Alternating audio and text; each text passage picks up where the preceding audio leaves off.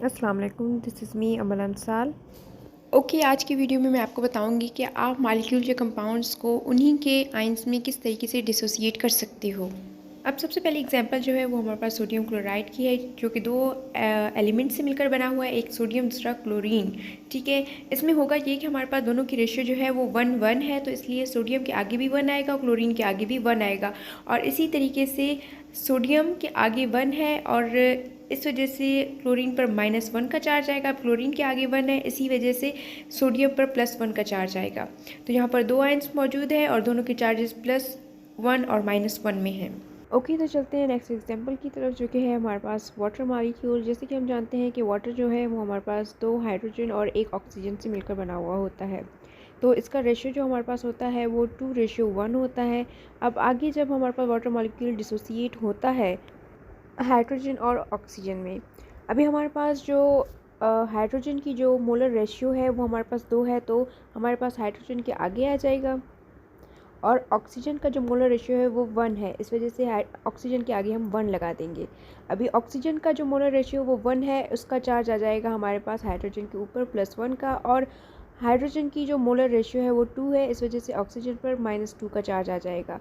तो टोटल मिलाकर ये 3 आयंस होते हैं और इन दोनों पर जो चार्ज आएगा वो +2 और -2 का होगा।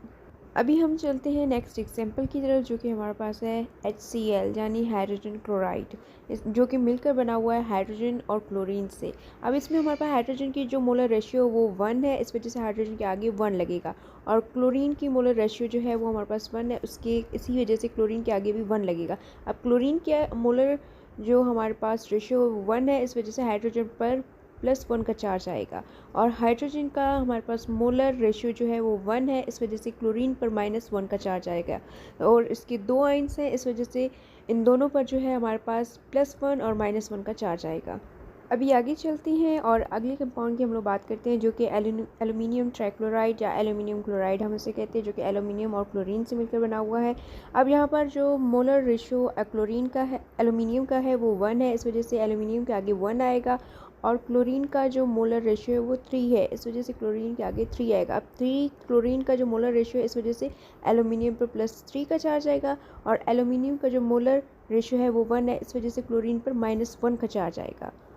एल्यूमिनियम क्लोराइड में टोटल आयंस की जो तादाद है वो हमारे पास 4 है और दोनों पर जो है +3 और -3 का चार्ज है। अब ये +3 और -3 का चार्ज किस तरीके से आया, जब हम लोग क्लोरीन का जो मोलर रेशियो देखेंगे वो 3 है, जब उसको हम मल्टीप्लाई कर देंगे जो -1 के साथ, तो वो हमारे पास -3 बन जाएगा।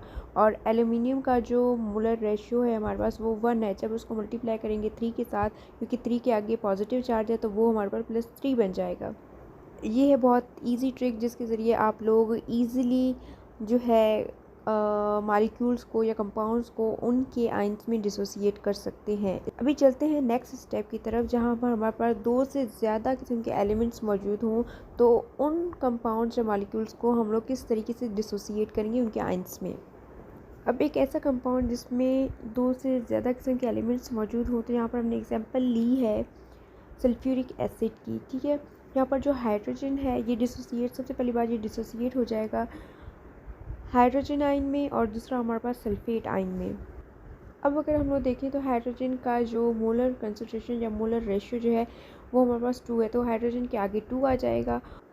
और सल्फेट आयन का जो हमारे पास मोलर रेशियो वो 4 है, इस वजह से सल्फेट आयन के आगे 4 आ जाएगा। अब सल्फेट आयन का जो मोलर रेशियो है वो 4 है, इस वजह से हमारे पास हाइड्रोजन पर +4 का चार्ज आएगा। और हाइड्रोजन का मोलर रेशियो जो है वो 2 है, इस वजह से सल्फेट आयन पर हमारे पास -2 का चार्ज आएगा। एट द एंड इन दोनों आयन्स पर हमारे पास +8 और -8 का चार्ज आएगा, क्योंकि हमारे पास जो मोलर रेशियो 4 है सल्फेट आयन का, वो 2 से डिवाइड हो जाएगा, मल्टीप्लाई हो जाएगा, तो हमारे पास 8 आ जाएगा, जो कि माइनस का होगा। और हाइड्रोजन का जो हमारे पास 2 है मोलर रेशियो, वो मल्टीप्लाई हो जाएगा 4 के साथ, +4 के साथ, तो इस वजह से ये कन्वर्ट हो जाएगा हमारे पास +8 में। तो इन दोनों का जो हमारे पास चार्जेस आएंगे वो +8 -8 का आएगा। ये थे कुछ इजी ट्रिक्स कि आप किस तरीके से कंपाउंड्स को उनके आयन में डिसोसिएट करके उनके नंबर ऑफ़ चार्जेस और उन पर होने वाले चार्जेस और उनके नंबर ऑफ़ आयन को आप लोग मालूम कर सकते हो। ये था आज का लेक्चर। मिलते हैं एक नेक्स्ट वीडियो में, तब तक के लिए अल्लाह हाफिज़।